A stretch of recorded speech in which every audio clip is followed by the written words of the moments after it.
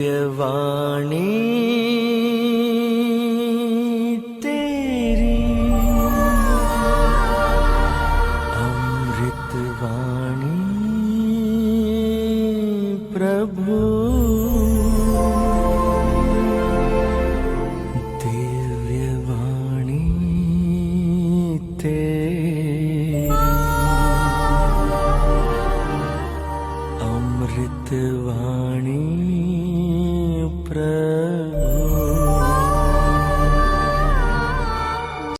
आज हम लोग मार्कुस के सुसमाचार अध्याय 9 वाक्य संख्या 41 से 50 तक पर मनन करेंगे। और आज के सुसमाचार में प्रभु बहुत ही कठोर शब्द हमसे कहते हैं और अच्छा उदाहरण प्रस्तुत करने के लिए प्रभु हमें प्रेरित करते हैं।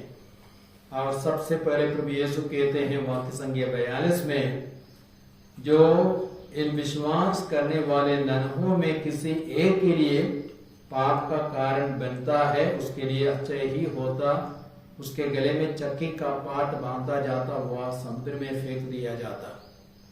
अर्थात हमें दूसरों के लिए कभी भी पाप का कारण नहीं बनना है।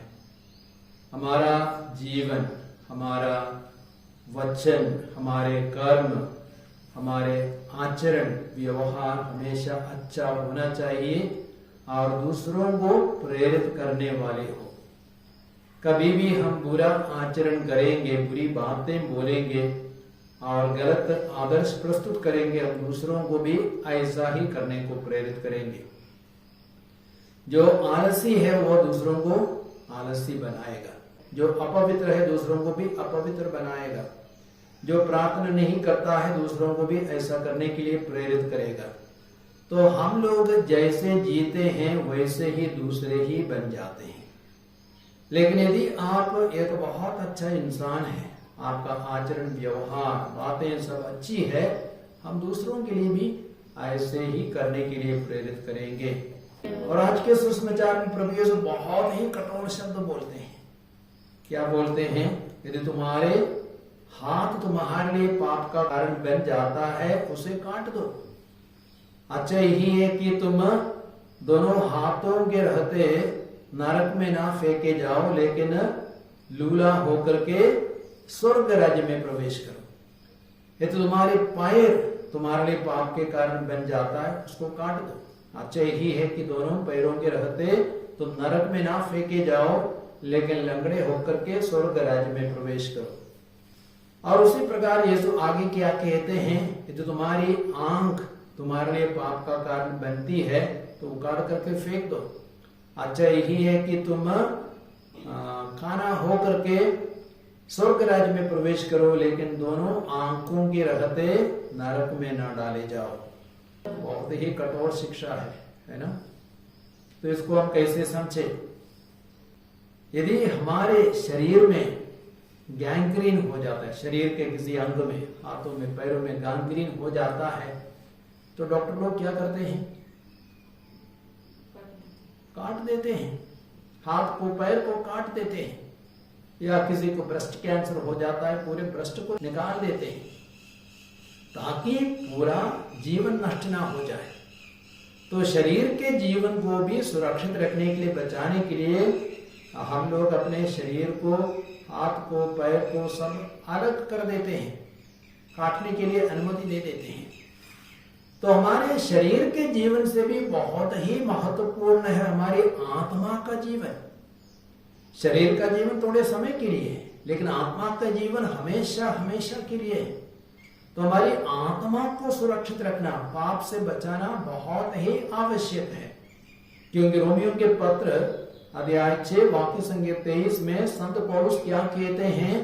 पाप का वेदन मृत्यु है।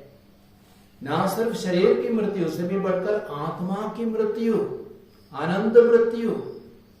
इसका मतलब हम नरक की आग में फेंक दिए जाएंगे, हमेशा के वहां पे हम लोग दुख भोगेंगे। तो पाप इंसान के लिए सबसे खतरनाक चीज है। इसलिए पाप से बचना, बड़े बड़े पापों से बचना हमारे लिए अनिवार्य है। आदम और हव्वा ने एक पाप किया, उनके जीवन में कितने सारे दुख कष्ट आ गए, ईश्वर की संगति से वे दूर कर दिए गए, अदन वाटिका से निकाले गए, और उस पाप के कारण सारी मानव जाति आज पापी बन गई है। कैन ने एक पाप किया और वह अच्छी भूमि से वह भी निकाला गया, ईश्वर की संगति से दूर कर दिया गया, और वो पृथ्वी पे आवारा जैसे घूमते फिरते रहेंगे। लेकिन यीशु का कहने का तात्पर्य यह नहीं है कि अभी हमें काटना शुरू करना चाहिए।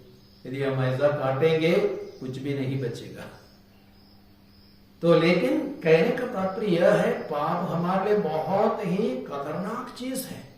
और गलातियों के पत्र अध्याय 5 में वाक्य संख्या 19 से 21 तक में वहां पे संत पौलुस कहते हैं शरीर के कुकर्मों के बारे में, अर्थात व्यभिचार, अशुद्धता, लंपटता, मूर्ति पूजा, जादू टोना, बाय, फूट, ईर्ष्या, क्रोध, स्वार्थपरता, मनमुटाव, दलबंदी, द्वेष, मतवालापन, रंगरलियां और इस प्रकार की और बातें।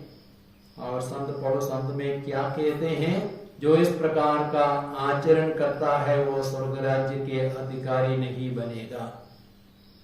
जो इस प्रकार का आचरण करता है वह नरक का योग्य बनेगा, शैतान की संगति में हमेशा हमेशा के लिए जलते रहेंगे, दुख भोगते रहेंगे। तो इसलिए पाप इंसान के लिए सबसे खतरनाक चीज है, उससे बचना हमारे लिए बहुत ही जरूरी है।